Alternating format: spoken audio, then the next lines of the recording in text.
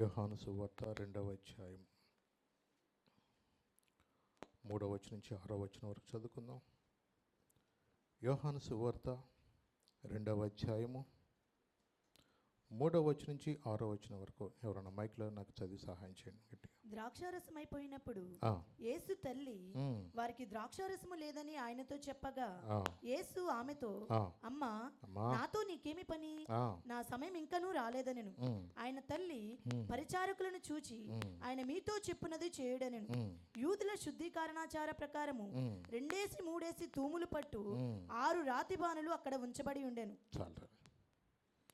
చూడండి, ఇక్కడ ఈ యొక్క వాక్య భాగంలో మనం చూస్తే యేసు ప్రభు చేసిన కానా అని పెండ్లి విందులో మొదటి సూచక్రియను గురించి ఇక్కడ మనము ఈరోజు ఈ వాక్య భాగాన్ని చదువుకున్నాము.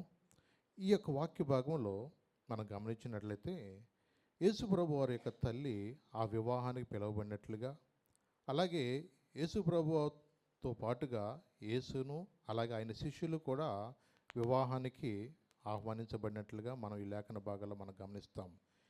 ఇక్కడ మనం గమనించిన విధానాన్ని బట్టి ఇక్కడ మనం చూస్తే అక్కడ ఏం జరిగిందంటే ఆ ద్రాక్షారసము అయిపోయినప్పుడు అనండి, అంటే పెండ్లి విందుకు వచ్చిన వారికి అక్కడ ఉన్న సాంప్రదాయ ప్రకారము, యూదుల శుద్ధీకరణ ఆ సాంప్రదాయ ప్రకారము వచ్చిన ప్రతి ఒక్కరు కూడా ద్రాక్షారసము ఇచ్చి ఆహ్వానిస్తున్నట్లుగా మనం అక్కడ ఉన్న పద్ధతిని బట్టి మనం గమనించగలుగుతాం. చూడండి, అలాగే ఇక్కడ వివాహములో ఎప్పుడైతే మరి జరుగుతున్న ఈ సమయంలో అక్కడ వచ్చిన వారికి ద్రాక్షారసం అయిపోయినప్పుడు యేసుప్రభు వారి తల్లి అక్కడ ఉన్నప్పుడు ఆ తల్లి అక్కడికి వెళ్ళి ఆ సమయంలో ఏముందంటే అక్కడ ద్రాక్షారసము లేదన్న సంగతిని బట్టి యేసు 4వ వచనం చదువుతాను. యేసు ఆమెతో, అమ్మా, నాతో నీకేమి పని? నా సమయం ఇంకను రాలేదు. ఆయన తల్లి పరిచారకులను చూచి ఆయన మీతో చెప్పున్నది చేయుడనెను.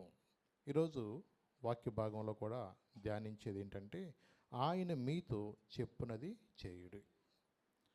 చూడండి, ఎందుకంటే ఆయన ఏదైతే మీతో చెప్తున్నాడో అది చేయటమే మనకి ఆశీర్వాదకరం. సామాన్యంగా పెద్దవాళ్ళు చెప్పి, అలాగే ఎవరు చెప్పినా సరే మన మంచికి చెప్తున్నప్పుడు కొన్నిసార్లు మనం కూడా వినటం వల్ల మనకు కూడా ఆశీర్వాదకరంగా ఉంటుంది. ఇక్కడ వివాహంలో ద్రాక్షారసం అయిపోయింది. ఈ ద్రాక్షారసం అయిపోయిన సందర్భంలో తల్లి తన కుమారుడితో చెప్తుంది. పోనీ అంతకుముందు యేసుప్రభు వారు ఏదైనా సూచక్రియలు చేశారంటే ఏది లేదు. ఈ కానా వివాహములోనే చేసిన మొదటి సూచక్రియ ఇది. కానీ తల్లికి ఒక విశ్వాసం ఉంది, నా కుమారుడు సామాన్యుడు కాదు, నా కుమారుడు దేవుని యొక్క కుమారుడు కాబట్టి ఆయన ఏదైనా చేయగలిగిన దేవుడు. అంటే ఆయన ఏ స్థలంలో ఉన్నా ఆ స్థలంలో కొరత అనేది తీర్చబడుతుందన్న విశ్వాసం ఎవరికి ఉంది? తల్లికి ఉంది. అక్కడ చూడండి, అలాగూ తల్లి తన కుమారుడితో చెప్తున్నప్పుడు ఆయన అంటున్నాడు, అమ్మా, నాతో నీకేమి పని? నా సమయం ఇంకను రాలేదు అని చెప్పి ఆమె విశ్వాసం ఒక మాట చెప్పింది. ఏముందంటే తల్లి ఆ పరిచారకులను చూచి ఆయన మీతో చెప్పునది చేయుడు. ఆయన మీతో ఏం చెప్తాడో అది మీరు చేయండి. ఎందుకంటే ఎవరమైనా సరే మనము దేవుని ప్రవక్తలు చెప్పినా, దైవజనులు చెప్పినా, తల్లిదండ్రులు చెప్పినా దేనికోసం చెప్తారు? మనకి ఏ మంచి అయితే చెయ్యాలనుకున్నావో ఆ మంచి చేయనప్పుడు మనము మంచిగా ఉండాలని తల్లిదండ్రులు చెప్తారు, పెద్దవాళ్ళు కూడా మనకి చెప్తారు. నిజమే, కొన్నిసార్లు కొంతమంది పెద్దలు ఇలాంటి చెప్పినా కొంతమంది వినలేక ఉండటం వల్ల కొన్ని స్థలాల్లో 3 కోతి బొమ్మలు పెడతారు. ఆ 3 కోతి బొమ్మల్లో కూడా ఒకటి ఏముంటుందంటే నోరట మూసుకుంటుంది, ఇంకోటి ఏం చేస్తుంది, చెవులు మూసుకుంటుంది, మూడో కోతి ఏం చేస్తుంది, కళ్ళు మూసుకుంటుంది. అంటే కళ్ళు ఎందుకు మూసుకుంటుంది?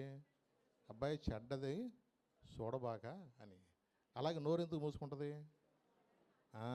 ఈ వాగుడు వల్ల లేనిపోయిన అనర్థాలు వస్తాయి, అందుకని కొంచెం నోరు అదుపులో పెట్టుకుంటాకి నువ్వు నోటిని గట్టిగా మూసుకో అని చెప్తుంది.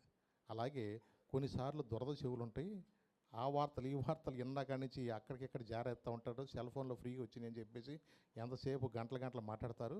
కాబట్టి చెడు మాత్రం నువ్వేం చేయబాక, వినబాక అంటే కొన్నిసార్లు కొంతమందికి మనం చెప్పినా అర్థం కాదని పెద్దోళ్ళు కొన్నిసార్లు అలాంటి బొమ్మలు పెట్టేవాళ్ళు. అంటే మనకు అనిపించింది మనుషులు చెప్తే వింటలేదు కానీ కోతులు చెప్తే వింటున్నారు జనాలు. అంటే ఏదైనా ఒక బొమ్మల ద్వారా కొన్నిసార్లు చెప్తున్నది ఎందుకంటే మనం ఏది చూడకూడదో, ఏది వినకూడదో, ఏది మాట్లాడకూడదో. అందుకని ప్రభు కూడా మనకు అనేక సందర్భాలు చెప్తున్నారు. నువ్వు ఏది చూడాలో, ఏది చూడకూడదో, ఏది తినాలో, ఏది తినకూడదో, ఏది మాట్లాడాలో, ఏది మాట్లాడకూడదో కూడా కొన్నిసార్లు దేవుడు మనతో మాట్లాడతాడు. కానీ మనుషుల యొక్క స్వభావం ఎలా ఉంటుందంటే ఏది తినొద్దంటారో అదే తినాలని, ఏది చెప్పొద్దురా అంటామో అది చెప్పాలని, ఏది వినబాకరంటారో అదే వినాలని. ఇలాగూ కొన్నిసార్లు మనుషుల యొక్క బలహీనతలను బట్టి సాతాను ఒక్కొక్కరిని ఒక్కొక్క విధంగా ఏం చేస్తాడు, వాడు ప్రేరేపిస్తూ ఉంటాడు. వాడు ఇప్పుడే కాదు, ఆది నుండి కూడా వాడు ఏం చేస్తాడంటే దేవుడు ఒక మాట చెప్తే దానికి వ్యతిరేకంగా ఏం చేస్తాడు, దానికి వ్యతిరేకంగా చెయ్యి. ఆది తల్లిదండ్రులని అవ్వమ్మతో ఏం చెప్పాడు, ఈ పండు మిమ్మల్ని దేవుడు తినొద్దు అన్నాడా అన్నాడు. అవునయ్యా అన్నాడు. ఓ పిచ్చమొహాలారా, ఈ పండు తింటే మీరు దేవతలు వలైపోతారు. అట్టయిపోతారు. మరి దేవతను చూసిందో లేదు నాకు తెలియదు, కానీ సాతానుగాడు మాత్రం అనుకున్నాడు నా మొహం చూసి నిజంగా జడుచుకుంటారు కాబట్టి దేవతల వల్లే మీరు అయిపోతారు అని చెప్పేసి మిమ్మల్ని దేవుడు ఈ పండు తినొద్దన్నాడు అని చెప్పేసి సాతానుడు మాట్లాడితే శోధించి అదే చూపించి అబ్బా ఎంత ఉంది, అది తింటే నువ్వు ఉంటుంది, ఏ చెట్టు ఏ కాయ పనిచేయదు, అంత సూపర్గా ఉంటుంది అని చెప్పేసి వాడు తినవద్దు అన్న ఏ పండు అయితే ఉందో దాన్ని తినేలాగా సాతాను ఏం చేశాడు, ప్రేరేపించాడు. చూడండి, అందుకని మనకు ఏ స్థలమైతే శోధించబడతామో, ఏ స్థలమైతే నీ ఆత్మీయ జీవితాన్ని పాడు చేస్తుంది అనుకుంటారో ఆ స్థలానికి వెళ్ళొద్దని పెద్దవాళ్ళు చెప్తారు. పద్దాకు ఒక ఇంటికి వెళ్ళబాక అంటారు. నిజమే. ఎందుకంటే కొన్నిసార్లు ఈ టీవీలు చూస్తాకి మా పూర్వకాలం ఇట్లాగే ఎల్లమ్మటి వెళ్ళిపోయేవాళ్ళు జనాలు. ఏ ఇంటికాడన్నా ఒక చోట పాపం లేదు టీవీ కొన్నారనుకో, ఇక మేము కాబట్టి టీవీ కొన్నాం ఇంకెవడికి లేదు ఊళ్ళు అన్నట్టుగా వాళ్ళు కూడా పెద్ద సౌండ్ పెట్టేసి ఇది పెద్ద సినిమా హాల్ లాగా అలా సౌండ్ పెట్టేసి వాళ్ళు పెడతా ఉండేవాళ్ళు. ఈ జనాలకి అమ్మలక్కల అందరూ ఏం చేస్తారు, అక్కడ ఏదో పెద్ద షో జరుగుతుంది అన్నట్టుగా జనాలు టైం కల్లా వెళ్ళిపోవటం, ఆ సీరియల్లో ఆ పాటలో ఏదో మొత్తానికి చూడటానికి అలవాటు పడిపోయి ఆ ఎల్లమ్మటి అటా వెళ్ళిపోవటం రాత్రులు. అంటే ఆ రోజుల్లో ఎంటర్టైన్మెంట్ లేదు, ఫోన్ లేదు కదా. ఇవాళ ఫోన్ వచ్చినాక అసలు మనిషే మాట్లాడుకోవట్లే పరిస్థితులు అయిపోయినాయి. ఆ కాలంలో ఎంటర్టైన్మెంట్ లేకపోవడం వల్ల జనాలు ఏమైపోయిందంటే అలాగో ఎల్లమ్మట వెళ్ళిపోవటం, అలాగే కొన్నిసార్లు వెళ్ళకూడని స్థలాలకు వెళ్ళటం వల్ల కూడా కొంతమంది యొక్క జీవితాలు కూడా కరప్ట్ అయిపోవటం ఇలాంటివి సామాన్యంగా జరుగుతూ ఉండేవి. ఎందుకంటే పెద్దవాళ్ళు అనేదాన్ని అనుభవం చెప్తారు, అబ్బాయి అక్కడికి వెళ్ళబాక, నువ్వు ఆ స్థలంలోకి వెళుతున్నప్పుడు నేను నీ గురించి కొన్ని వార్తలు నేను వింటున్నాను, నీ ప్రవర్తన సరిగా ఉండట్లేదని పెద్దవాళ్ళు చెప్పినప్పుడు దాన్ని బట్టి వెళ్ళకోకుండా వాళ్ళు ఏం చేయాలా, ఆగాల. చెప్పినప్పుడు వినకోకుండా అలాగే వెళ్ళారనుకోండి, కొంతకాలంకి ఏం జరుగుతుందో తెలుసా, ఒక రోజున ఒక స్తంభాన్ని కట్టేయాల్సి వస్తుంది. చెప్పినప్పుడు వింటే బాగానే ఉంటుంది, చెప్పినప్పుడు వినపోతే ఏమవుద్ది, తలుపు గెడట్ట పెట్టేస్తారు చల్లగా, అంతే. చక్కగా ఆమ్లెట్ తింటాకు వచ్చావుగా, ఇప్పుడు తింది కదా ఆమ్లెట్ అయినా ఆమ్లెట్ తిరగేసి బోర్లేసి బాగా కలుపుతారు అప్పుడు. అందుకని ఎక్కడికి వెళ్ళకూడదో అని చెప్పినప్పుడు వినాల, ఏది చూడకూడదో అని చెప్పినప్పుడు దాన్ని చూడకుండా ఆగటం మనకు మంచిది. ఇది అందుకనే వాక్యం కూడా అదే చెప్తుంది, ఆయన మీతో చెప్పింది చేయండి. దేవుడు మనతో ఏం మాట్లాడుతున్నాడు మనందరం కూడా వినటానికి వచ్చాం. అందుకే ఆత్మ చెప్పు సంగతులు అంట చెవి గలవాడు వింటాడు. విన్నప్పుడు మనం ఏం చేయాలి తెలుసా, విన్న దాని ప్రకారం మనం జీవించాలి. మరి విన్న ప్రకారం మనం జీవిస్తే మనం బాగుపడిపోతాంగా. బాగుపడితే అబ్బో ఇక ఎక్కడ దాచుకోవాలో మాకు అర్థం కావట్లేదు అనుకోవచ్చేమో. చూడండి, దేవుడు ఏదైనా మనల్ని ప్రేమించి కొన్నిసార్లు దేవుడు మనతో చెప్తున్నప్పుడు మనం వినాలి. ఇది సాతాను నీ జీవితంలో నిన్ను నష్టం పరచడానికి వాడు ఏదో ఒక విధంగా వాడు నిన్ను ప్రేరేపిస్తూ ఉంటాడు. నిజమే. దినవృత్తాంతాల గ్రంథం ఒక్క మాట మీకు చూపిస్తాను. దావీదు తన జీవితంలో చెప్పినా కూడా వినకోకుండా సాతాను ప్రేరేపణ చేత ఆయన చేసిన పని బట్టి తను ఎంత నష్టం. మొదటి దినవృత్తాంతములు 21వ అధ్యాయము మొదటి నుంచి కొంచెం చదువున్నాను ఒకసారి. మొదటి దినవృత్తాంతములు 21వ అధ్యాయము మొదటి నుంచి చదువు. తరువాత సాతాను ఇశ్రాయేలుకు విరోధముగా లేచి ఇశ్రాయేలు లెక్కించుటకు దావీదును ప్రేరేపింపగా, దావీదు యోవాబునకు జనుల యొక్క అధిపతులను మీరు వెళ్ళి బెయేర్షెబా మొదలుకొని దాని వరకు ఉండు ఇశ్రాయేలును ఎంచి వారి సంఖ్య నాకు తెలియటకై నా యొద్దకు దాన్ని తీసుకొని రండని ఆజ్ఞ ఇచ్చెను. అందుకు యోవాబు, రాజా, నా ఏలినవాడా, యెహోవా తన జనులను ఇప్పుడున్న వారి కంటే 100 ఎక్కువ మందిని చేయునుగాక. వారందరూ నా ఏలిన వారి దాసులు కారా? నా ఏలిన వానికి ఈ విచారణ ఏలా? ఇది జరగవలసిన హేతువేమి? జరిగిన ఎడల ఇశ్రాయేలులకు శిక్ష కలుగును అని మనవి చేసెను. యోవాబు ఏమన్నా దైవజనుడా, ప్రవక్త? దేవుడు ఎవరో ఒకళ్ళ ద్వారా కూడా మాట్లాడిస్తాడు. చిన్న పిల్లల ద్వారా కూడా మాట్లాడిస్తాడు. గాడిదతో మాట్లాడించిన దేవుడు సైన్యాధిపతి యోవాబు ద్వారా మాట్లాడించినప్పుడు కూడా మనం వినాలి. ఎందుకంటే సాతాను ఇశ్రాయేలుకు వ్యతిరేకంగా లేచి సైన్యము లెక్కించడానికి దావీదుని ప్రేరేపిస్తుంది అక్కడ. ఎందుకంటే చూడండి, మనిషిలో ఒకని ఎదుట అంట సరైనదిగా కనబడు మార్గము కలదంట, కానీ తుదకంటే ఏమవుతుందంటే అది మరణానికి దారితీస్తుంది. అంటే ఒక వ్యక్తిని నష్టపరచడానికి సాతాను ఎన్నో రకాలుగా వాడు ప్రేరేపిస్తూ ఉంటాడు. కొన్నిసార్లు ఇది కూడా తప్పేనా అనుకోవచ్చు. దేవుని దృష్టిలో కొన్నిసార్లు మనం మాట్లాడే మాటను బట్టి కూడా డిఫరెన్స్ వస్తూ ఉంటుంది. దేవుని కృపను బట్టి నాకు ఇచ్చిన ఈ యొక్క సైన్యము, దేవుడు నన్ను యోగ్యత లేని నా బ్రతుకులో దేవుడు నిజంగా ఇలాంటి పరాక్రమశాలు నాకు అనుగ్రహించాడు. నిజంగా యోవాబు, మనకున్న దేవుడు ఎంత సైన్యాన్ని మనకిచ్చాడు. నిజమే, కొన్నిసార్లు నాలో యోగ్యత లేదు, కానీ ఇలాంటి గొప్ప సైనికులను ప్రావీణ్యత, యుద్ధ నైపుణ్యత కలిగిన వారు నాకు ఇచ్చారు. నిజంగా వాళ్ళు ఎంతమంది ఉంటారు సుమారు అన్నట్టుగా మాట్లాడితే ఒక విధానం వేరు. మాట్లాడే విధానంలో కూడా ఏంటి సార్ అంటే అహంకారంతో మాట్లాడే మాటలు ఉంటాయి. అందుకని కొన్నిసార్లు మన నోటి నుంచి వచ్చే మాటను బట్టే మనకు తీర్పులు కూడా వస్తూ ఉంటాయి. అందుకని ఒక్క మాట స్ప్లిట్ అయినప్పుడు కొన్నిసార్లు సోషల్ మీడియాలో దాన్ని తిరగేసి బోర్లేసి ముందుకి వెనక్కి పెట్టి దాన్ని పదే సార్లు చూపించి అడావుడయ్యేటట్టుగా, గొడవలు అయ్యేటట్టుగా, రోడ్డు మీద బస్సులు తగిలేటట్టుగా కూడా చేస్తూ ఉంటారు. చూడండి, మనుషులు కొన్నిసార్లు చేసే పనులు బట్టి అనేక మందికి కొన్నిసార్లు వాళ్ళు మాట్లాడే మాటల బట్టి కూడా చాలా వ్యతిరేకత అనేది కూడా వస్తుంది. అందుకని ఒక అధికారంలో ఉన్న వ్యక్తులైనా సరే, ఎవరైనా సరే, ఒక వ్యక్తి మాట్లాడేటప్పుడు కొంచెం నిదానించి మాట్లాడటం మనం నేర్చుకోవాలి. అందుకని మాట్లాడటానికి ఎలా ఉండాలంట? వినటానికి. కానీ కొన్ని రివర్స్ ఉంటారు కొంతమంది. మొదలెడితే వాళ్ళు ఆపరేక ఇక మనం అక్కడ వెంటనే కూర్చునిక అలా మనం ఉండటానికి కాదు. అక్కడ కొంచెం జ్ఞానం కలిగి ఉంటే మనం ఎప్పుడు కూడా మన నోటి నదిలోపల పెట్టుకుంటాం. అందుకని పైనుండి వచ్చే జ్ఞానం సంపాదించుకోవాలి. ఆ జ్ఞానం ఏం చేస్తంటే నీకు తెలివితేటలు లేకపోయినా కొంచెం నోరు మూసుకుంటే నువ్వు పెద్ద తెలివిగలరు అనుకుంటారు జనాలు కూడా. నిజమే, మనకు అంత తెలివితేటలు లేకపోయినా నువ్వు మౌనంగా ఉన్నప్పుడు కొన్నిసార్లు అది దేవుడు కొన్నిసార్లు నీ జీవితంలో అది మంచిగా చేస్తూ ఉంటాడు. వినటానికి ఎప్పుడూ కూడా మనం ఆసక్తి కలిగి ఉండేటట్టుగా మనం ఉండాలి. యోవాబు చెప్తున్నాడు, ఏమంటున్నాడు ఇక్కడ? రాజా, నా ఏలినవాడా, యెహోవా తన జనులను ఇప్పుడున్న వారి కంటే 100 ఎక్కువ మందిని చేయునుగాక. వారందరూ నా ఏలినవారి దాసులు కారా? నా ఏలినవానికి విచారణ ఎలా? ఇది జరగవలసిన హేతువేమి? జరిగిన ఎడల ఇశ్రాయేలుకు శిక్ష కలుగును అని మనవి చేశాడు. అంతకన్నా ఏం చెప్తాడు? రాజుగారికి ఆర్డర్ వేసి అంతరా ఉంటుందా చెప్పండి? కొంతమంది తెక్కలలో ఉంటారు, కిమ్ లాంటి నాయకులు, ఉత్తర కొరియా నాయకులు లాంటి వాళ్ళు. ఆడికి ఎదురు చెప్పినా ఎవడు వినడం, అసలుకి చెప్పినోడు కూడా చంపేస్తాడు. చూడండి, కొన్నిసార్లు కొంతమందికి వినరు, వినేవాడికి ఏదైనా చెప్తారు. విన్నవాళ్ళకి ఎవరైనా చెప్తారా? పని కూడా ఎవరికి చెప్తారు చెప్పండి?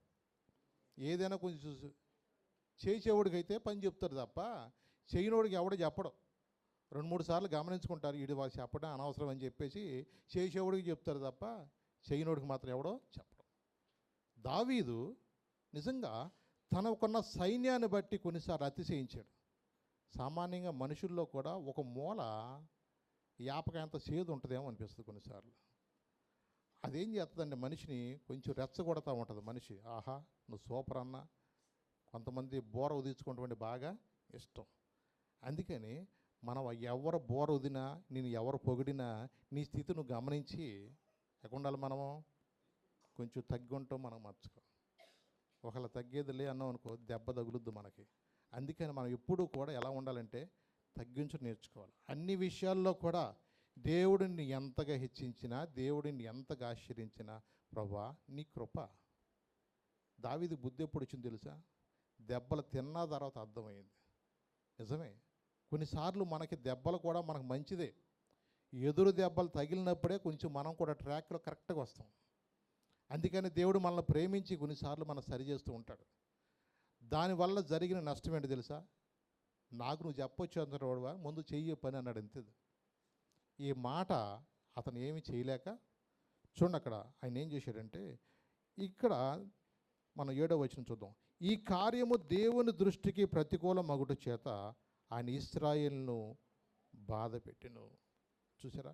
అంటే చూడండి, దేవుని దృష్టికి అది ప్రతికూలముగా ఉంది. అందుకని మనం చాలా జాగ్రత్తగా ఉండాలి. నీకు ఏది ఉన్నా, నీకు దేవుడు ఒకవేళ మంచి బిడ్డలను ఇచ్చినా, నీకు మంచి ఇల్లు ఇచ్చినా, ఏది నీకు ఇచ్చినా దాని విషయంలో నువ్వేం చేయ తెలుసా? ప్రభా నీ కృప, నీ దయ, అంతే తప్ప దానికి మించిన మాట మనలోంచి స్ప్లిట్ అవ్వకూడదు. నీకు ఒకవేళ దేవుడు మంచి పనితనం ఇచ్చినా సరే, దాన్ని బట్టి కూడా మనం ఏం చేయ తెలుసా? ప్రభా నిజంగా నీ కృపకు కాకపోతే నా జీవితంలో నాలో ఏ యొగ్గుతుందని ప్రభని మనల్ని మనం ఏం చేయాలంటే ఎప్పుడు కూడా తగ్గించుకుంటూ నేర్చుకోవాలి. వాక్యం ఏది చెప్తుంది? ఎవడు దీనుడై విరిగి నలిగిన హృదయం కలిగి నా మాట విని వణుకుతాడో వారిని నేను దృష్టిస్తాను. వాక్యం అయితే చెప్తుంది. మనం ఎవరమైతే తగ్గించుకుంటామో దేవుడు వారిని ఏం చేస్తాడు? హెచ్చిస్తాడు. మనం తగ్గించడం నేర్చుకోవాలి. అన్ని విషయాల్లో కూడా నీకు ఏది ఇచ్చినా, ఏది ఉన్నా, అన్ని విషయాల్లో కూడా ఏం చేయాలంటే మనం ఎప్పుడైతే దీనంలో కలిగి ఉంటామో, తెలిసిందా? అందుకని ఆత్మలో కూడా మనం ఎలా ఉండాలంట? కొండ మీద ప్రసంగంలో చెప్పారు, ఆత్మ విషయమై దీనులైన వారు పరలోక రాజ్యము వారిది. అంటే నువ్వు ఒక ఆత్మలో దీనత్వం నువ్వు ఎప్పుడైతే కలిగి ఉంటావో, నువ్వు అన్ని విషయాల్లో కూడా నువ్వు దీనుడిగా ఉంటావు. అన్ని విషయాల్లో కూడా నిజమే. ఆ దీనత్వం అనేది లేకపోవటం వల్ల ఒక మనిషిని ఏం చేస్తుందంటే గర్విష్ఠుడిగా చేయటం వల్ల, నిజంగా గర్వం వల్ల అతను నష్టపోతూ ఉంటాడు. నిజమే. దావీదు జీవితంలో గర్వించిన దాన్ని బట్టి, అతిశయించిన దాన్ని బట్టి ఇశ్రాయేల్లో 70,000 మంది చనిపోయారని ఉంది వాక్యంలో. ఎంతమంది అంటాను? 70,000 మంది. అంటే 14వ వచనం చదివితే మీకు అక్కడ ఉంది. కావున యెహోవా ఇశ్రాయేలు మీదకి తెగులు పంపగా ఇశ్రాయేల్లో 70,000 మంది చనిపోయారు. చూడండి, ఒక మనిషి యొక్క అతిశయాన్ని బట్టి ఎంత నష్టం చూసారా?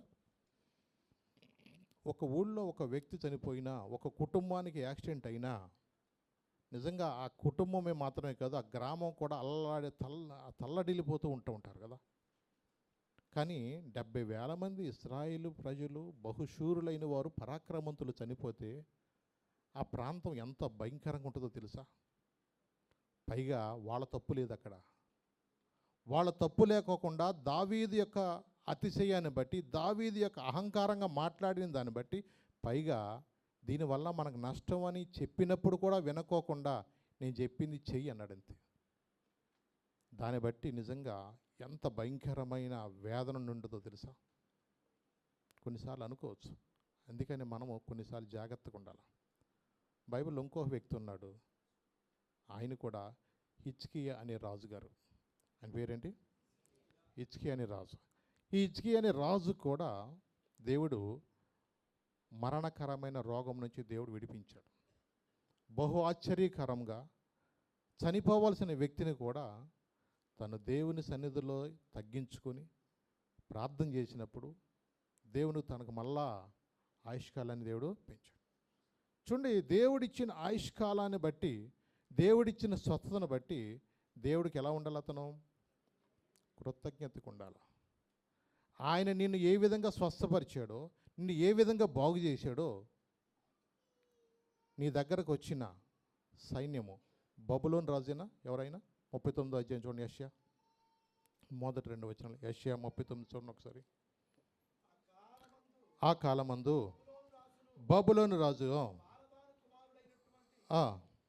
మెరోదక్బలదాను హిజ్కియా రోగి అయి బాగుపడిన సంగతి విని పత్రికలను కానుకను అతని ఎద్దుకి పంపగా హిజ్కియా దూతలు వచ్చిన మాట విని వారిని లోపలికి రప్పించి తన ఇంటనేమి కలిగిన సమస్త వస్తువులలో దేనిని మరుగు చేయక తన పదార్థములను గల కొట్టును, వెండి బంగారములను, గంధవర్గములను, పరిమళ తైలమును, ఆయుధశాలను, తన పదార్థంలోనున్న సమస్తమును వారికి చూపించాను. చూడండి, ఇక్కడ మనం గమనించినట్లయితే ఆ మరణకరమైన రోగము నుండి ఎలా విడిపించబడ్డారని అతని సాక్ష్యాన్ని వినటానికి బబులోను రాజు మరి పంపించిన వ్యక్తులకు సాక్ష్యం చెప్పకోకుండా ఏం చేశాడు తెలుసా? తనకు లోపలికి రప్పించి వారిని తన ఇంటనేమి, రాజ్యమందేమి కలిగిన సమస్త వంస్తువులలో దేనిని మరుగు చేయక ఆయన పదార్థముల కొట్టును, వెండి బంగారములను, గంధవర్గములను, పరిమళ తైలమును, ఆయుధశాల తన పదార్థం ఉన్న సమస్తమును వారికి చూపించు. చూడండి, దేవుడికి అది ఇష్టం లేదు. నీ జీవితంలో దేవుడు ఏ పరిస్థితి నుంచి నువ్వు విడిపించాడో, నువ్వు ఎలాగో ప్రార్థన చేస్తే దేవుడు నీ మనవిని నీ ఆయుష్కాలను పొడిగించాడో ఆ సాక్ష్యం చెప్తే బబులోను ప్రాంతంలో కూడా కొంతమందికి విశ్వాసం అనేది వెళ్ళేది. బబులోనులో ఆ ప్రాంతంలో దేవుని ఎరగని వారికి కూడా కొంత విశ్వాసము, కొంత సువార్తను వెళ్ళటానికి దేవుడు నీ ద్వారా కొంచెం కార్యం అనేది జరిగేది. కానీ ఇతను ఏం చేశాడు తెలుసా? ఆ సాక్ష్యం చెప్పుకోకుండా నేను ఎలాగూ సంపాదించాను, తనకున్న పదార్థాలు కానీ, వెండి కానీ, బంగారం కానీ, ఆయుధాలు కానీ సమస్తము కూడా మొత్తం కూడా ఏం చేశాడంట? చూపించు. చూడండి, అందుకని కొన్నిసార్లు మన జ్ఞానం కలిగి ఉండాలి. మన మాటలు కానీ కృతజ్ఞతతో నింపబడినట్లుగా మన జీవితం ఉంటే దేవుని కొరకు నిజంగా సాక్షిగా మనము నిలబడతాం. లేకపోతే మనిషిలో ఉన్న అతిశయము, మనిషిలో ఉన్న అహంకారం ఏముంటుందంటే, మేము ఎవరు అనుకున్నా, అసలుగా మా ఇల్లు చూసావా, మా కారు చూసావా, ఈ మధ్య నేను చేసుకున్న నగలు చూసావా, కొత్త బట్టలు చూసావా అంటే కొన్నిసార్లు ఎలా ఉంటుందంటే అది మనలో తెలియకోకుండానే ఒకలాంటి అతిశయం అనేది ఉంటుంది. నిజమే. అందుకని కొన్నిసార్లు దేవుడు కొంతమంది జీవితాల ద్వారా మనతో మాట్లాడుతున్నప్పుడు మనం నేర్చుకుంటానికే దేవుడు కొన్నిసార్లు మనతో మాట్లాడతాడు. దావీదు జీవితాన్ని గురించి చెప్పినా, హిజ్కియా రాజు గురించి చెప్పినా దీన్ని బట్టి మనం కూడా ఎలా ఉండాలా? కొన్ని నేర్చుకుని మనము దేవుని కొరకు నమ్మకంగా ఉండాలా. మనం ఏ స్థితిలో నుంచి దేవుడు మనల్ని విడిపించాడో, ఏ పరిస్థితిలోంచి దేవుడు మనల్ని రక్షించి మన ఆయుష్కాలను దేవుడు మనకి ఇచ్చాడో దాని కొరకు నువ్వు ఎప్పుడైతే నమ్మకంగా నిలబడుతున్నావో ప్రజలకు అన్నీ తెలుసు, ప్రజలన్నీ గమనిస్తూ ఉంటారు. కాబట్టి మనము దేవుడు చేసిన మేలును మనము చెప్పాలి తప్ప మన యొక్క స్థితిగతులు మనం చెప్పుకుంటాను కాదు. దానివల్ల ఆ దినమున ఇశ్రాయేలు ప్రజలు 70,000 మంది చనిపోయినట్లుగా ఈ యొక్క హిజ్కియా చేసిన పనిని బట్టి జరిగింది ఏంటో తెలుసా? 6వ వచనం విందాం ఒకసారి, చదువుదాం. రాబో దినములలో ఏమీ మిగలకుండా సమస్తమును నేటి వరకు నీ పితరులు సమకూర్చి దాచిపెట్టిందంతా బబులోను పట్టణమునకు ఎత్తుకొని పోవుదురని సైన్యములకు అధిపతియగు యెహోవా సెలవిచ్చుచున్నాడు. మరియు నీ గర్భమందు పుట్టిన నీ పుత్ర సంతును బబులోను రాజు నగరునందు నపుంసకులుగా చేయుటకై వారు తీసుకొని పోవుదురు. చూసారండి, ఒక వ్యక్తి చేసిన దానిని బట్టి నిజంగా వాళ్ళు ఏం పొరపాటు చేశారండి? చూడండి, నిజంగా దేవుడు తన ప్రజలైన ఇశ్రాయేలుకు ఎన్ని ఆశీర్వాదాలు ఇవ్వాలని ఆశిస్తే ఒక మనిషి చేసిన దాన్ని బట్టి ఇశ్రాయేలు ప్రజలందరూ కూడా వాళ్ళు బబులోని చెరలోకి వెళ్ళిపోయినప్పుడు నపుంసకులుగా చేయబడ్డారు. అంటే వాళ్ళ లేక మొగతనం లేకోకుండా వాళ్ళు చేయబడ్డారు. ఇక వాళ్ళు అక్కడ ఉండటమే కానీ మగవాళ్ళు అంటాం కదా, మొగతనం మీద వాళ్ళకి లేకోకుండా ఈ స్త్రీలందరినీ కూడా మనం వాడుకోవచ్చు అన్న ఉద్దేశంతో, అలాంటి దురుద్దేశంతో ఆ కాలంలో బబులోనికి చెరగా వాళ్ళు వెళ్ళిపోయినప్పుడు చేసిన పరిస్థితి అండి. ఎంత దారుణమో తెలుసా? అందుకని ఒక వ్యక్తి యొక్క జీవితాన్ని బట్టి అతని కుటుంబం ఆశీర్వించబడుతుంది. ఒక వ్యక్తి యొక్క బిహేవియరు తన యొక్క దేవునికి లోబడే దాన్ని బట్టి ఆశీర్వాదం ఉంటుంది. అందుకని ఆయన వాక్యం 103 కీర్తన 17వ వచనం ఉంది. ఆయన నిబంధన గైకొంటూ ఆయన కట్టడలను అనుసరించి ఎవరైతే నడుచుకుంటారో వారికంట ఆ నీతి అంట పిల్లల తరాలు ఉంటుందంట. చూడండి, ఒక వ్యక్తి దేవుని నిబంధన గైకొంటూ, అందుకని మన వాక్యంలో కూడా మనం చదువుకున్నప్పుడు ఆయన మీతో ఏది చెప్తున్నాడో అది చెయ్యండి. దేవుడు ఈరోజు మనతో ఏం మాట్లాడుతున్నాడో ఆ ప్రకారం మనం చేస్తే మనకు తరతరాల ఒక ఆశీర్వాదం మనకు ఉంటుంది. మనకు తెలిసి కూడా కొన్నిసార్లు దేవుడు మనతో మాట్లాడుతున్నప్పుడు కూడా మనం అతిశయించి దావీదు వలె హిజ్కియా వలె మనము ఏది చేయకూడదో, ఏది చెప్పకూడదో, ఏది చూపించకూడదో అలాంటి చేయటం వల్ల నిజంగా ఎంత నష్టపోయారో తెలుసా? అందుకని కొన్నిసార్లు దేవుడు మనతో మాట్లాడుతూ ఉంటాడు. ఎక్కడైనా ఏదైనా ఒక నష్టం జరిగినప్పుడు మనము చాలా జాగ్రత్తగా ఉండాలి. వెంటనే మనం వాటిని పరీక్షించుకొని ప్రభు సన్నిధిలో మనం ప్రార్థన చేసే వ్యక్తులుగా ఉండాలి. ఆ వివాహంలో ఎప్పుడైతే ద్రాక్షారసం అయిపోయిందో, ఆ ద్రాక్షారసం అయినప్పుడు తల్లి ఆ పరిచారకులను పిలిచింది, కుమారుడితో చెప్పింది. ఆయన ఏమన్నాడు? అమ్మ, నాతో నీకు పని లేదు, నా సమయం ఇంకా రాలేదని చెప్పాడు. కానీ విశ్వాసం దేవని తెలుసా? పరిచారం. ఆయన మీతో ఏం చెప్తాడో అది చేయండి అందంతే. చూడండి, ఆ మాట వెళ్ళిపోయిన తర్వాత ప్రభు ఏం చేశారు తెలుసా వాళ్ళకి? 6వ వచనం చూడండి. యూదుల శుద్ధీకరణ ప్రకారము 2-3 తూములు పట్టు 6 రాతి బాణలు అక్కడ ఉంచబడి ఉండెను. యేసు ఆ బాణలు నీళ్లతో నింపుడని వారితో చెప్పగా వారు వాటిని అంచుల మట్టుకు నింపారు. చూసారా? అంటే వాళ్ళు ఏం చేశారంటే దాన్ని 6 రాతి బాణలు ఉంటే ఏం చేశారు? వాటిని అంచుల మట్టుకు కూడా వాటిని నింపారు. అంటే ఎప్పుడైతే అలాగూ అంచుల మట్టుకు, వాళ్ళు చెప్పింది ఏంటి? నీళ్లతో నింపమన్నాడు అంతే. పంచదార ఏమనలేదు, ద్రాక్షారసం ఏమనలేదు. అక్కడ నీళ్లు మాత్రమే అంచుల వరకు నింపమన్నాడు. చూడండి, అప్పుడు ఏమన్నాడు ఆయన?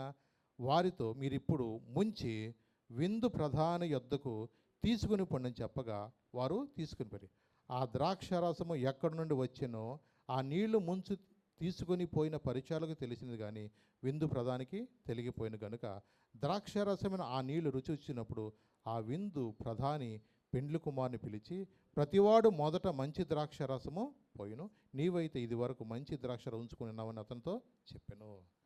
అది ద్రాక్షారసం ఏమీ కాదు, కానీ అక్కడ జరిగింది ఏంటంటే నీళ్లను దేవుడు ఏం చేశాడు? అక్కడ ద్రాక్షారసంగా మార్చేసాడు. అక్కడ అంటే సామాన్యంగా ఎవరైనా వంట వాళ్ళు మంచి నేర్పర కలిగిన వాళ్ళే చేస్తారు. ఎవడు పడతాడు వడ్డించరు. ఒక వివాహంలో అంటే 3-4 ఆలోచించి ఎవడైతే వంట బాగా చేస్తాడో, మనకి ఎవడైతే కొంచెం రిమార్క్ లేకుండా చేస్తాడని ఆలోచించి మనం ఏం చేస్తామో ఆ వంట వ్యక్తినే పిలుస్తాం. అలాగే అక్కడ కూడా మనం గమనించినట్లయితే ఈ వివాహంలో ద్రాక్షారసము చేయటానికి మరి మంచి ఎవరైతే ఉన్నారో వాళ్ళను మనం పిలిచి అక్కడ చేయించుంటాడు.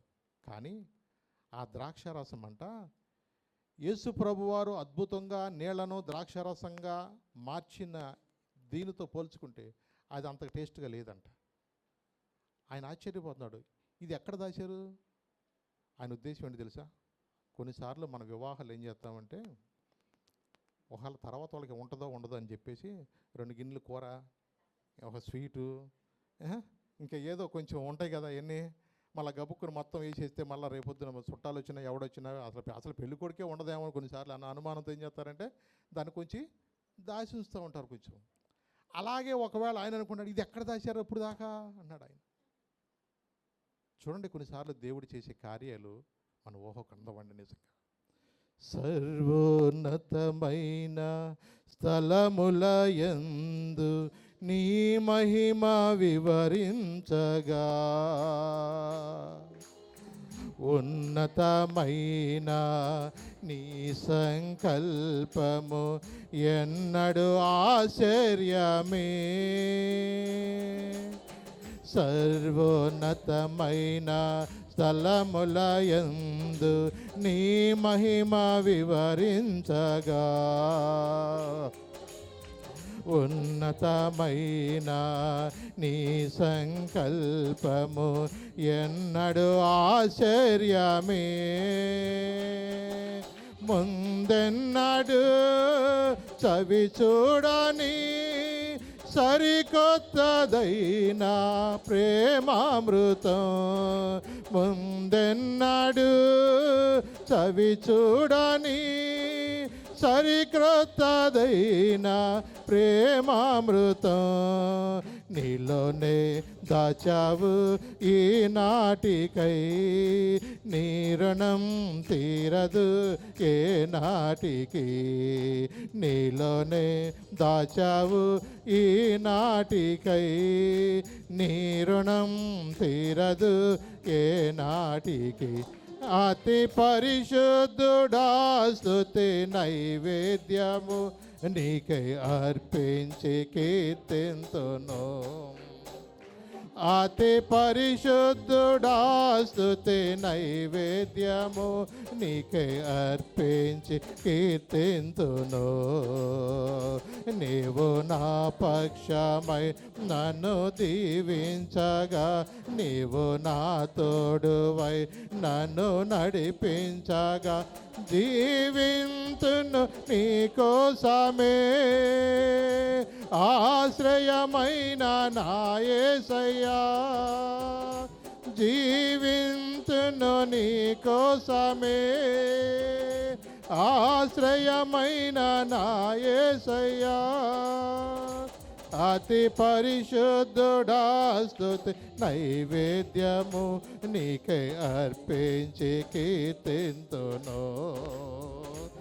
అతి పరిశుద్ధుడా స్తుతి నైవేద్యము నీకై అర్పించి కీర్తింతును. చూడండి, ఆయన మీతో ఏం చెప్తున్నాడో అది మీరు చేయండి. దేవుడు చెప్పిన మాటకు మనం ఎప్పుడు కూడా అటు ఇటు వెళ్ళకూడదు. కుడి ఎడమ కూడా మనం ఎక్కడ వెళ్ళిపోకూడదు. వాక్యం అంతా ఏం మాట్లాడుతుందో. అందుకని బెరయ సంఘస్సులంట వాక్యాన్ని అంట వాళ్ళు పరిశీలించేవాళ్ళంట. చూడండి, ఎందుకంటే దేవుని వాక్యం మనతో మాట్లాడుతున్నప్పుడు మనం కూడా వాక్యం అనే అర్థంలో కూడా మనల్ని మనం పరీక్షించుకోవాలి. మన జీవితాల్లో ఎక్కడైతే తొట్టుపడుతున్నాయో, మన జీవితాల్లో ఎక్కడ మనం పొరపాటు ఉంటున్నామో, ఆ వాక్యం ఏం చేస్తుందంటే నిన్ను నన్ను, వాక్యం అంటే రెండంచులు కలిగిన ఖడ్గం. అది బోధించేవాడిని సరిచేస్తుంది, వినేవాడిని కూడా ఏం చేస్తుంది, సరిచేస్తుంది.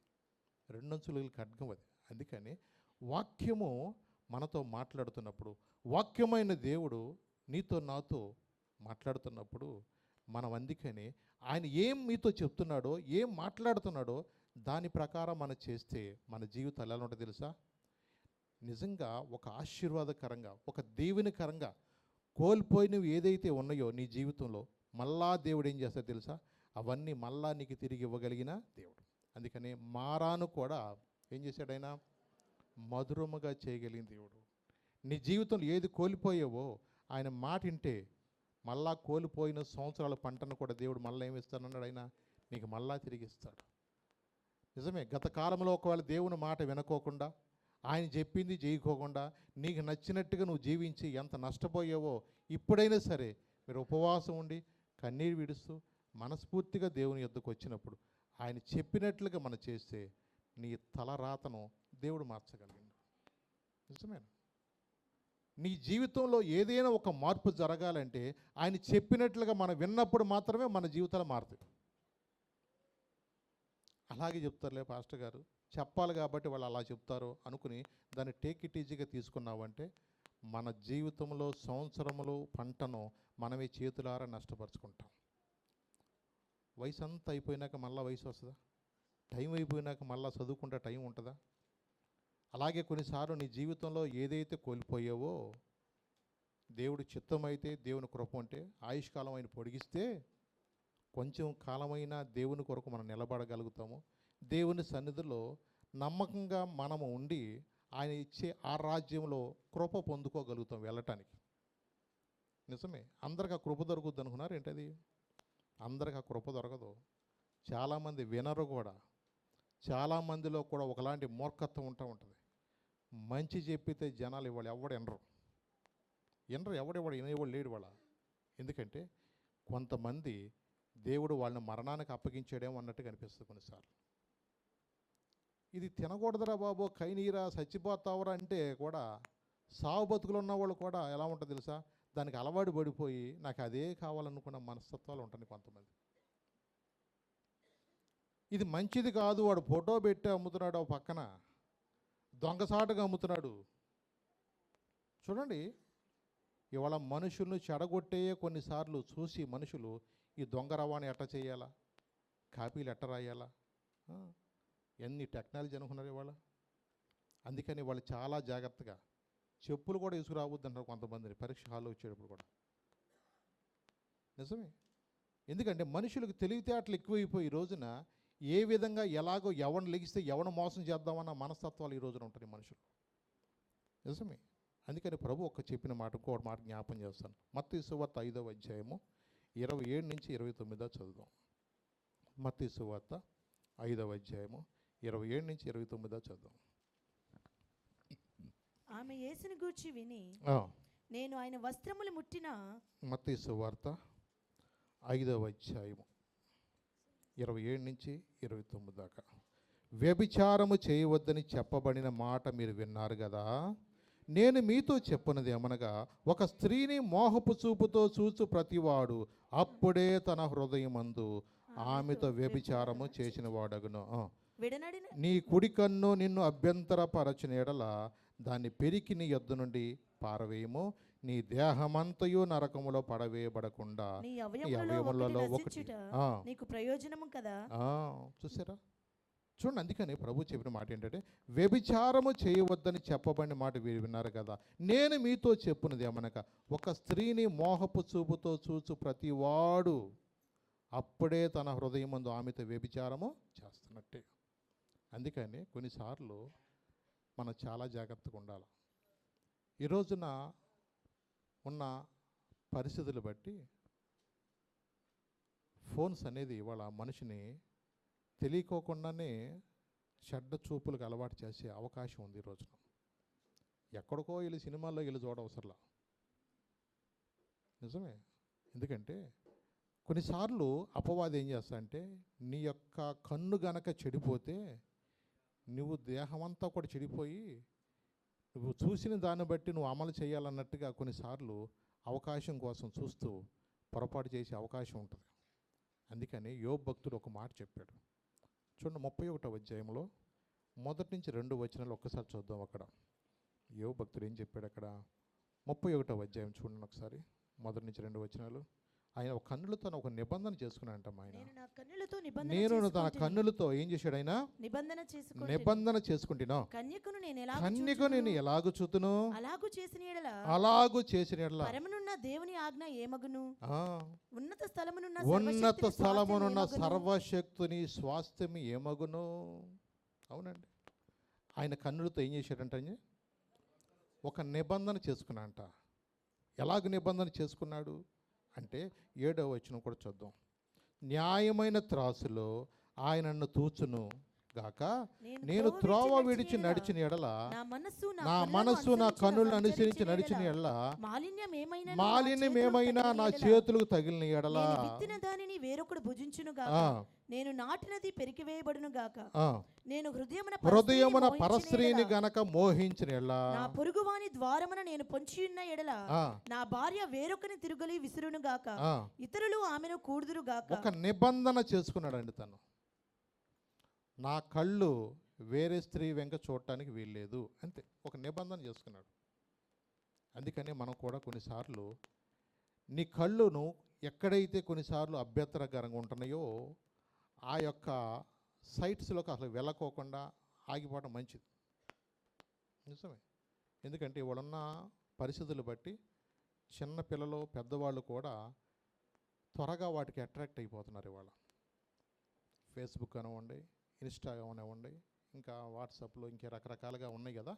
ఇవన్నీ ఒక మనిషిని ఏం చేస్తానంటే తెలియకోకుండా ఒక మనిషిలో ఎక్కడో అమెరికాలో ఉన్నవాడు కూడా చాట్ చేస్తే, కొంతమంది అమెరికా నుంచి వచ్చేసిన వాళ్ళు ఉన్నారు మన దేశానికి, మొహం చూడలే ఎప్పుడు.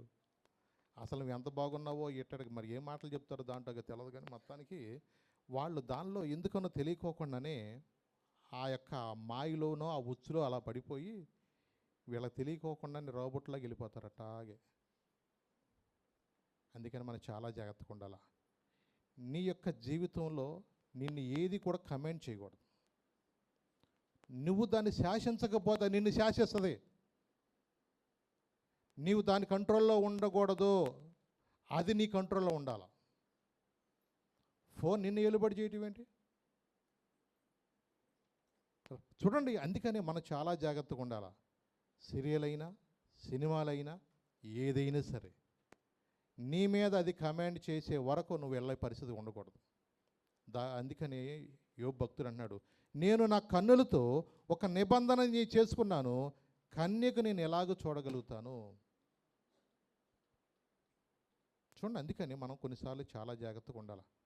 దేవుడు అందుకనే మనతో యోబు భక్తుడి యొక్క జీవితాన్ని కూడా రాసినప్పుడు మనం కూడా ఏం చేయాలి? మనము యోబు లాంటి పరిశుద్ధత నాకు దయచేయి, యోసేపు లాంటి పరిశుద్ధత నాకు దయచేయమని అడిగి మనం నేర్చుకోవాలి. ఎందుకంటే మనము తెలియకోకుండానే కొన్నిసార్లు ఎంత టోడ్నైనా డింకిలు కొట్టేస్తాకి అపవాసి దావీదు లాంటి డామ్మని ఎంత పడైతే చెప్పండి, మనం యేసు ప్రభుకి అన్నలేమేం కాదుగా, పరిశుద్ధత కాపాడుకునే అంత రోళం కాదు కదా. అందుకనే దావీదు భక్తుడు తనకు అర్థమైంది ఏంటో తెలుసా? తను ఎలాగైతే ప్రార్థన చేయాలనుకున్నాడు. 119వ కీర్తన 164, 165 ఒకసారి చదువున్నాను. ఒకసారి 119వ కీర్తన 164, 165.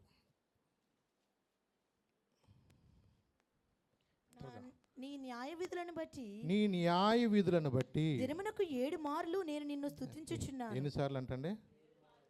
ఇంకా చదువున్నాను. నీ ధర్మశాస్త్రమును ప్రేమించు వారికి ఎంతో నెమ్మది కలదు. చూసారండి, ఎందుకంటే దినమునకు 7 మార్లు నేను నిన్ను స్తుతించుచున్నాను అన్నాడు. దావీదు జీవితంలో తనకు ఒక అనుభవం ఉంది.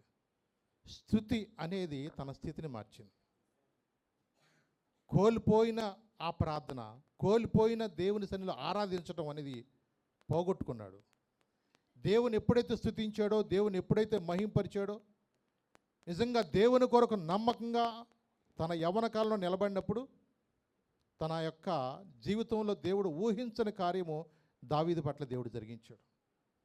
నిజమే, ఎలుగుబంటిని జయించాడు, సింహాన్ని చీల్చెదరబారేశాడు.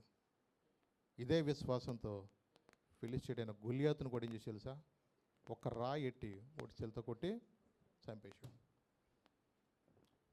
చూడండి, అసాధ్యమైన కార్యాలు కూడా దేవుడు దావీదు ద్వారా జరిగించాడు.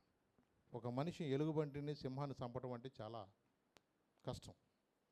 అలాగే ఇశ్రాయేలు ప్రజలు ఎవడో కూడా చేయలేని పని 6 మూరల జానుడు, అలాంటి గొప్ప బలాఢ్యుడైన గొలియాతును కూడా ఒక చిన్న రాయి ఎట్టి పెట్టను కొట్టి చంపేశాడు. తన గొప్పతనం అంటారా? తనకు తెలుసు యుద్ధం నేను కాదు, యుద్ధము దేవుడే చేస్తున్నాడని విశ్వాసంతో వెళ్ళాడు. ఇన్ని జయించిన వాడు ఒక స్త్రీని మోహపు చూపుతో ఎప్పుడైతే చూశాడో, తన కన్నులు తన కంట్రోల్ లేకపోవటం వల్ల వసంతకాలంలో రాజులు యుద్ధము చేసే సమయంలో తన కళ్ళను తను జయించలేని పరిస్థితుల్లో తను చేసిన ఒక్క పాపము తన జీవితంలో ఎంత అవమానమో ఎంత నిందో తెలుసా? నిజమే, ఎందుకంటే తన జీవితంలో ఆ చెడ్డ చూపు అనేది తన జీవితంలో ఎన్నడూ కూడా ఊహించని గొప్ప అపాయాన్ని తీసుకొచ్చింది. నిజమే. 2 సమూయేలు చూద్దాం ఒకసారి. 12వ అధ్యాయము 8 నుంచి 10 చూద్దాం. నీ యజమానుని స్త్రీలను నీ కౌగిట చేర్చి ఇశ్రాయేలు వారిని యూదా వారిని నీకు అప్పగించి తిని ఇది చాలదని నీవు అనుకుని ఎడల నేను మరి ఎక్కువగా నీకు ఇచ్చియుందును. నీవు యెహోవా మాటను తృణీకరించి ఆయన దృష్టికి చెడుతరము చేసితివేమి? హిత్తీయుడగు ఉరియాను కత్తి చేత చంపించి అతని భార్యను నీకు భార్య అగునట్లుగా నీవు పట్టుకొని ఉన్నావు. అమ్మోనీల చేత నీవు అతని చంపించితివి కదా. నీవు నన్ను లక్ష్యము చేయక హిత్తీయుడగు ఉరియా భార్యను నీకు భార్య అగునట్లు తీసుకునినందున నీ ఇంటి వారికి సదాకాలము యుద్ధము కలుగును. ఇంటి వారికి సదాకాలం ఏం జరుగుద్ది?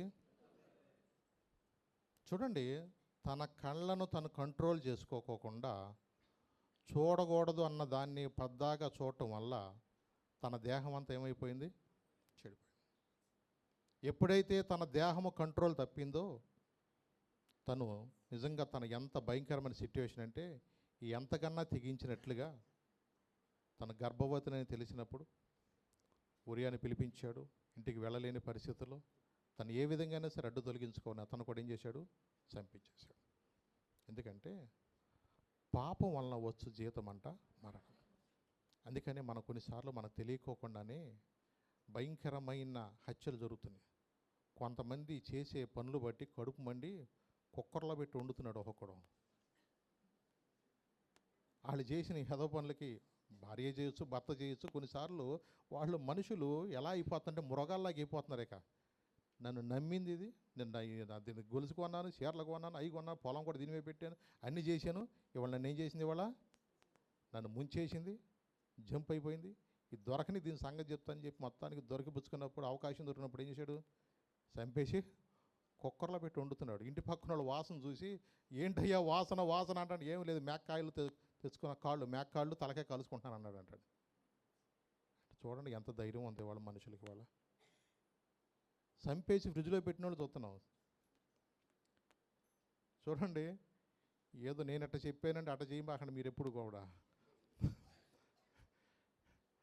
ఇవన్నీ కూడా కొన్నిసార్లు ఇలాంటి పరిస్థితుల్లో చూసినప్పుడు మనం కూడా ఏం చేయాలంటే కన్నులతో ఒక నిబంధన చేసుకోవాలి.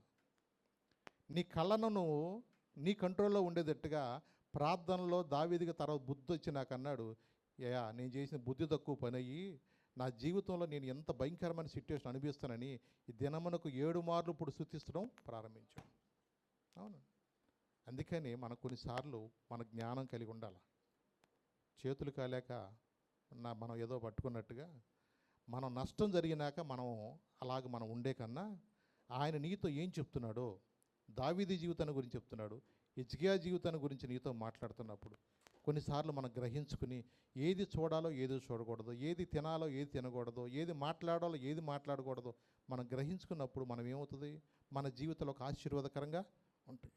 నిజమే. అందుకని ఒక వ్యక్తిని దేవుడు ఎప్పుడైతే నిజంగా మనము జన్మత మన పాపులమేం కాదండి, ఆయన స్వరూపములో మనం సృజించిన దేవుడు. మనం యథార్థవంతులుగా మనం ఆయన ఏం చేసాడు మనని. కానీ మనం ఏం చేస్తాం తెలుసా? ఈ లోకంలో ఉన్న టెక్నాలజీని బట్టి వివిధ తంత్రాలు మనలో కల్పించుకొని త్వరగా పాడైపోవడానికి అవకాశం ఉంది. అందుకని మనం చాలా జాగ్రత్తగా ఉండాలి.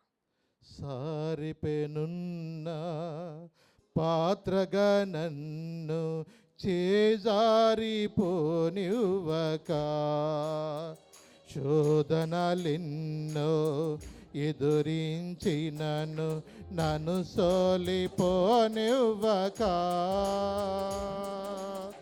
సారిపెనున్న పాత్రగా నన్ను చేజారిపోనివ్వక,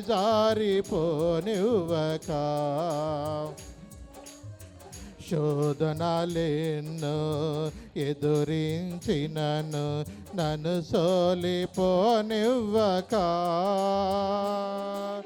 ఉన్నావులే ప్రతి క్షణమునా, కలిసున్నావులే ప్రతి అడుగునా, ఉన్నావులే ప్రతి క్షణమునా, కలిసున్నావులే ప్రతి అడుగునా, నీవేగా యేసయ్యా నా ఊపిరి, నీవేగా యేసయ్యా నా కాపరి, నీవేగా యేసయ్యా నా ఊపిరి, నీవేగా యేసయ్యా నా కాపరి. అతి పరిశుద్ధుడా స్తుతి నైవేద్యము నీకే అర్పించి కీర్తింతును, అతి పరిశుద్ధుడా స్తుతి నైవేద్యము నీకే అర్పించి కీర్తింతును.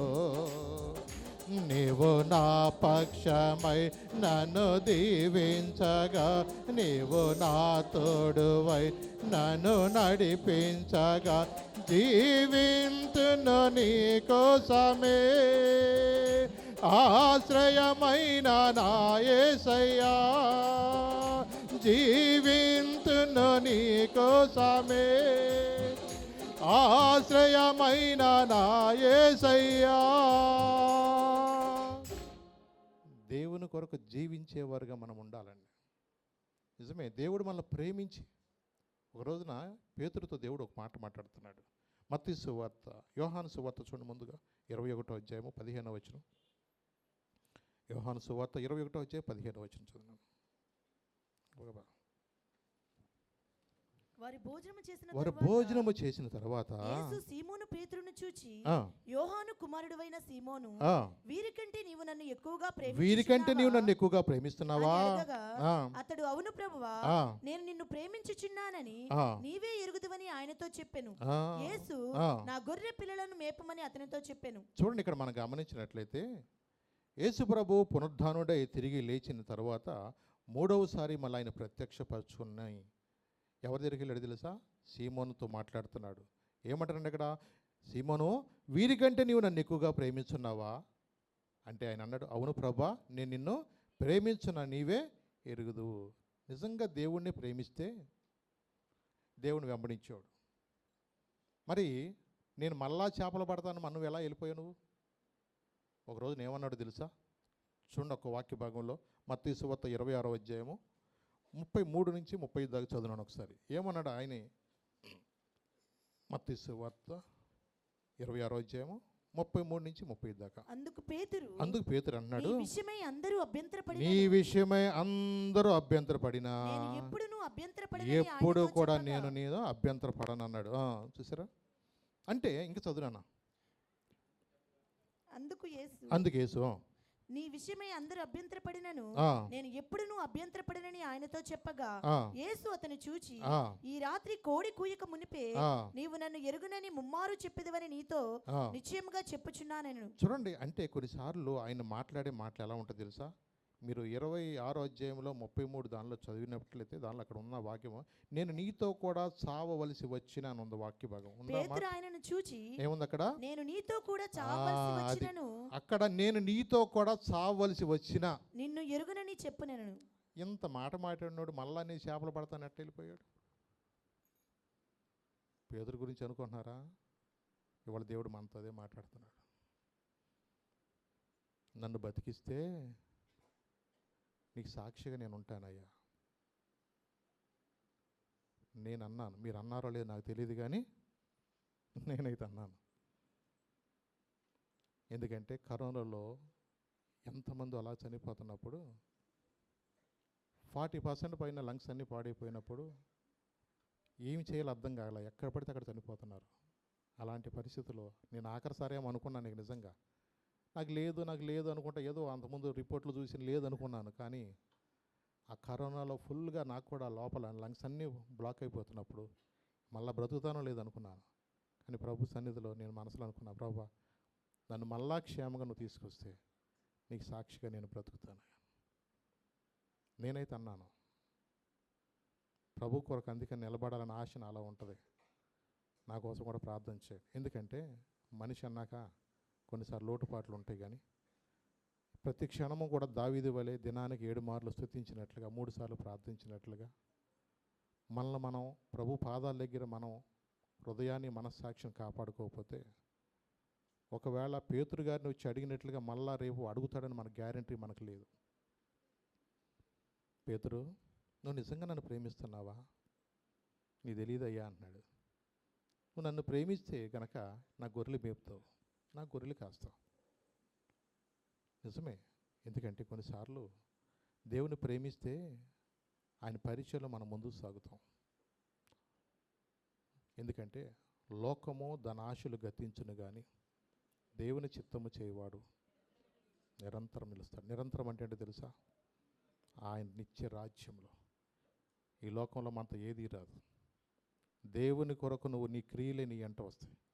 దేవుడు అందుకని స్పష్టంగా చెప్తున్నాడు, ఒకడు ఆత్మ మూలముగాను నీటి మూలముగాను జన్మించనదే తండ్రి యొద్దకు వెళ్ళలేడు, నిత్యజీవం వాళ్ళు పొందుకోలేరు.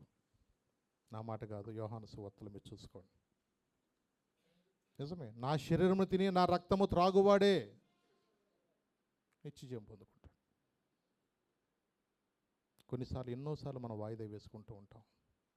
ఆయన నీతో ఏం చెప్తున్నాడో అది వింటే మన జీవితాలు లోపరుచుకుంటాం, మాట వింటాం.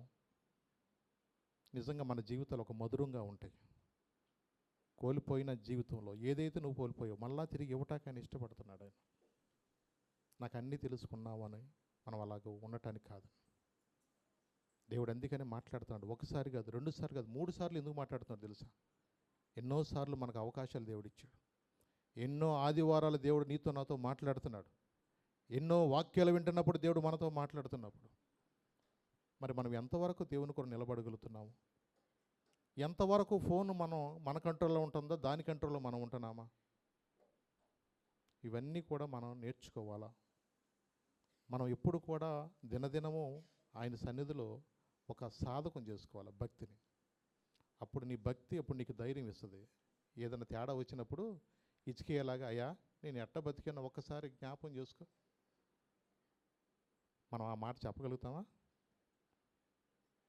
ఆయన చేసిన ప్రార్థన, ఆయన దీన ప్రార్థన, ఆయన యథార్థత 15 సంవత్సరాలు ఆయుష్ పెంచింది. మనం ఏం మంచి మనలో ఉందని దేవుడు ఆయుష్కాలం మనం పొడిగిస్తున్నాడు. అందుకని మనం ఆయన ఏది చెప్తున్నాడో అది మనం వినాలా. ఆఖరిగా ప్రకటన గ్రంథంలో చూద్దాం ఒకసారి. ప్రకటన గ్రంథంలో 22వ అధ్యాయము 10వ వచనం చదువుదాం 14 దాకా. ప్రకటన గ్రంథం 22వ అధ్యాయము 10 నుంచి 14. మరియు అతడు నాతో ఇలాగూ చెప్పెను, ఈ గ్రంథమందున్న ప్రవచన వాక్యములకు ముద్ర వేయవలదు, కాలము సమీపమై ఉన్నది. అన్యాయము చేయువాడు ఇంకను అన్యాయమే చేయనిమ్ము, అపవిత్రుడైన వాడు ఇంకను అపవిత్రుడుగానే ఉండనిమ్ము, నీతిమంతుడు ఇంకను నీతిమంతుడుగానే ఉండనిమ్ము, పరిశుద్ధుడు ఇంకను పరిశుద్ధుడుగానే ఉండనిమ్ము. ఇదిగో త్వరగా వచ్చుచున్నాను. వాని వాని క్రియ చొప్పున ప్రతి వానికిచ్చుటకు నేను సిద్ధపరిచిన జీతము నా యొద్ద ఉన్నది. నేనే అల్ఫాయు ఓమేగయు, మొదటి వాడను కడపటి వాడను, ఆదియు అంతమునై ఉన్నాను. జీవ వృక్షమునకు గలవారలై గుమ్మముల గుండా ఆ పట్టణములోనికి ప్రవేశించున్నట్లు తమ వస్త్రములను ఉదుకుకొని వారు ధన్యులు. ధన్యులు. చూసారండి? ఎందుకంటే అన్యాయం చేసేవాడు ఇంకా అన్యాయంగానే ఉంటున్నాడు. ఈ రోజున ప్రతి ఒక్కరూ కూడా ఇవాళ చూస్తూ ఉంటుంటే నా జీవితం నా ఇష్టం అనే వాళ్ళే ఎక్కువ ఉంటున్నారు. ఇవాళ ఈ రోజున చెప్పినా కూడా చాలామంది వినే స్టేజ్లో లేరు కూడా. అక్కడ దాకా ఎందుకు, మన పిల్లలే కొన్నిసార్లు మన మాట ఇంట్లా. నీకేం తెలుసు మమ్మీ, నీకేం తెలుసు డాడీ, మీరు ఎప్పుడో పాతకాలం మనుషులు అన్నారు. మరి అయినా దాటుకుంటూ రాలేదు వీళ్ళు. ఆ డక్క మొక్కలు తిని వచ్చేవరా బాబు అనేది చెప్పేది అయ్యా బాబు అనేది. ఆ మిడుగులు గువ్వలాగా రాత్రులు ఆ ఫోన్ ఇచ్చుకుని ఎట్టెట్టు అనుకోకుండా కొంచెం జాగ్రత్త పడుకోరా, పెందరగాడు పడుకోమంటే పెందరగాడు ఎగుతావు. 1 గంట దాకా 2 గంటల దాకా ఎట్టెట్టు అనుకుంటా కూర్చుంటే చూడండి ఇవాళ కుటుంబాల్లో జరిగే పరిస్థితులు చెప్తున్నాను నేను ఇవాళ. అందుకనే నేను చెప్పాలి, ఆయన మీతో ఏం చెప్తున్నాడో అది మీరు వినండి. ఎందుకంటే దినములు చెడ్డవి గనక సమయాన్ని పోనివ్వక సద్దుని చేసుకోవాలి. రేపు అనేది రోజు ఎలా ఉంటుందో మనకు తెలియదు, రేపు అనే పరిస్థితి ఎలా ఉంటలేదు తెలుసు. అందుకని ప్రభు స్పష్టంగా చెప్తున్నారు, ఆకాశము భూమియు గతించును కానీ, ఆకాశము భూమి గతించును కానీ ఆయన నోటి నుంచి వచ్చిన మాట. ఎందుకు వాక్య భాగం చూడండి ఫ్రెండ్స్, చూడండి లూకాసు వార్త 21వ అధ్యాయంలో 33 నుంచి చదివితే గబగబా మీకు ఉంటుంది అన్నమాట. అక్కడ యేసు ప్రభు శిష్యులు ఈ యుగాంతాన్ని గురించి మాట్లాడుతూ ఆయన ఈ మాట చెప్తున్నాడు. అక్కడ ఎప్పుడు వస్తుందయ్యా రాకడ మళ్ళీ అంటూ అడుగుతున్నారు వాళ్ళు. అక్కడ లూకాసు వార్త 21వ అధ్యాయము 33 నుంచి 36 చదువున్నాను. ఆకాశము భూమియు గతించును గాని, కొంచెం ముందు చదువున్నాను అక్కడ. మరియు ఆయన వారితో ఈ ఉపమానము చెప్పెను, అంజూరపు వృక్షమును సమస్త వృక్షములను చూడుడి, అవి చిగురించుట చూచి వసంతకాలం అప్పుడే సమీపమాయనని మీ అంతటా మీరు తెలుసుకొందురు కదా. అటువలే మీరు ఈ సంగతులు జరుగుట చూచినప్పుడు దేవుని రాజ్యము సమీపమాయనని తెలుసుకొని అవన్నీ జరుగు వరకు ఈ తరము గతింపదని నిశ్చయముగా మీతో చెప్పుచున్నాను. ఆకాశము భూమి గతించును గాని నా మాటలు ఏమాత్రమును గతింపవు. ఆయన మాటలు గతించవు. ఆకాశం భూమి గతించిపోదు, ఆయన మాటలు మాత్రం, వాక్యం మాత్రం యథార్థం. అందుకని మనం ఏం చేయాలి సార్, ఆయన చెప్పినది మనము చేయాలి. తల్లి అందుకని చెప్తుంది, ఆయన మీతో ఏం చెప్తున్నాడు అది చేయండి అయ్యా అందంతే. దేవుడు ఈరోజు మనతో అదే చెప్తున్నాడు. ఇంకా కిందకి వెళితే ఆయన ఉంది, మీ హృదయములు ఒకవేళ తిండి వలనను మత్తు వలనను ఐహిక ఐహిక విచారములను మందముగా ఉన్నందున ఆ దినము అకస్మాత్తుగా మీ మీదకు ఉరి వచ్చినట్లు రాకుండా మీ విషయమై మీరు జాగ్రత్తగా ఉండండి. ఆ దినము భూమి యందంతట నివసించు మనుషులందరి మీదకి అకస్మాత్తుగా వచ్చును. కాబట్టి మీరు జరగబో వాటినెల్లా తప్పించుకొని మనిషి కుమారుని ఎదుట నిలవబడుటకు శక్తి గల వారగునట్లు ఎల్లప్పుడూ ప్రార్థన చేయుచు మెలకుగా ఉండుడని చెప్పాను. ఆదివారం ప్రార్థన కాదు, ఆదివారం బైబిల్ తిరగేయటం కాదు. దావీదుకు బుద్ధి వచ్చినప్పుడు 7 సార్లు స్తుతించడం, 3 సార్లు ప్రార్థన చేయటం మొదలెట్టాడు.